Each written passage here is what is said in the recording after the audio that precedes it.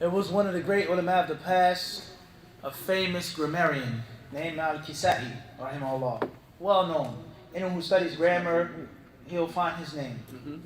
He started studying, they said, and there was a time in which there were certain things he couldn't get. And he thought about quitting. He was going to quit learning. He wasn't going to study, he was going to study something else. And he sat down frustrated, and he saw some insects. And from the insects that he saw was an ant. And the ant, as we know, they're very strong. They carry bigger things, more than their weight.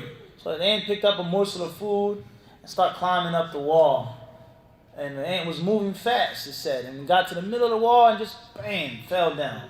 Miskeen. So the ant did the same thing again, got up the wall, fell again. 3, 4, 5 times, and eventually, how big the thing was, the ant managed to get up top of the wall and to go where it was going, its burrow, whatever the case may be. And he said, khalas. Then afterwards he became Imam al-Kisa'i, rahimahullah. They took inspiration from a small insect. You can take inspiration from bigger things, inshallah.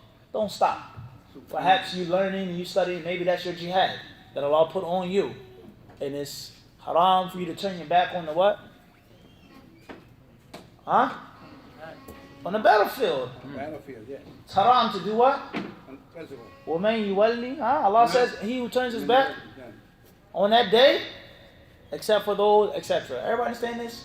So it's haram for you to flee on the battlefield. And perhaps you learning and studying, no matter if it's difficult or burdensome, maybe that's your battle. And it's unlawful for you to turn your back on the battlefield. So maybe that's your jihad, that you have to fight. And no one said that it's going to be easy and come to you in one day. Everybody understand this? And there are many other stories of the ulama of the past, how they studied, how they pursued, how they persevered. And when you read these different books, you get the finished product, the easy, simple, mashallah. But you don't know, only Allah knows. And some of the slaves, perhaps Allah shows some of their sacrifices and struggles. So be persistent.